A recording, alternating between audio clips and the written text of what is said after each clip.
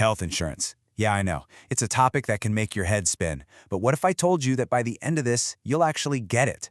Today, we're going to break down all those confusing plan types so you can feel way more confident about your choices.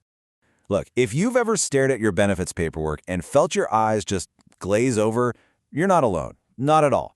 HMO, PPO, EPO, POS, it's like a messy alphabet soup, right? Well, today, we're going to give you the decoder ring. So before we dive into the nitty-gritty of what an HMO or a PPO actually is, there's one big foundational idea you got to understand first. If you get this one thing, I promise all the other puzzle pieces are going to click right into place. And that big idea is the managed care network. The easiest way to think about it is like a club. This club brings together both the money side of things, the insurance company, and the service side, the doctors, the hospitals, all under one roof, for its members. Literally every plan we're about to discuss is just a different flavor of this one core concept. Okay, let's get into our first and probably the most famous plan type, the HMO. If you remember nothing else, remember these two words for HMOs, structure and affordability. So, a health maintenance organization, that's what HMO stands for, is basically a plan where you pay a fixed fee every month. In return, you get access to a specific group of doctors and hospitals. The key here is prepaid and within a specific network. That network is how they help control costs and, try to keep care consistent. And what's really interesting is how this all works together. You pay that predictable fixed fee. Because of that, the HMO has a real incentive to keep you healthy with things like preventive care.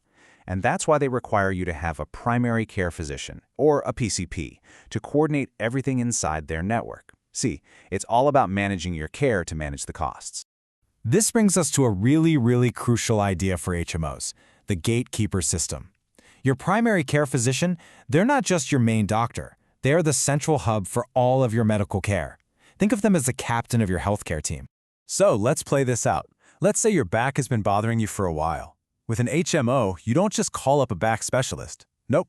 You start with your PCP. You go see them, they check you out, and if they agree you need to see a specialist, they give you a referral. That referral is your golden ticket to go see that in-network specialist. Okay, let's totally switch gears now and look at the other big player on the field, the PPO. If an HMO is all about structure, the PPO is all about one thing: freedom of choice. A preferred provider organization, or PPO, also has a network of doctors they'd prefer you see. But, and this is the absolute key difference, it gives you the freedom to go outside that network if you want. It'll just cost you a bit more. And this really shows you how different the vibe is. With a PPO, your list of doctors is just bigger. You don't need a PCP acting as a gatekeeper. And if you think you need to see a specialist, you just make the appointment. No referral needed. The trade-off for all this freedom is how you pay. It's more of a pay-as-you-go or fee-for-service model. Okay, let's talk about money, because this is a huge difference. In an HMO, you're likely going to have a copayment. That's a simple flat fee, right? Like $30 every time you see a doctor. It's super predictable. But with a PPO, you'll probably have co-insurance. That means after you've paid a certain amount for the year, that's your deductible, you'll then pay a percentage of all your future bills, maybe something like 20%. So your costs can be a little less predictable month to month.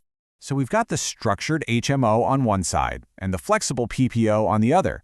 But what if you're thinking, can I get a little bit of both? Well, that's where the hybrid plans come into play. They really do try to offer the best of both worlds. The two main hybrids you should know are the point of service, or POS plan, and the exclusive provider organization, or EPO. Just think of them as taking a little from column A and a little from column B, borrowing features from both HMOs and PPOs to create something new. Okay, this slide right here, this is your cheat sheet. Let's walk through it.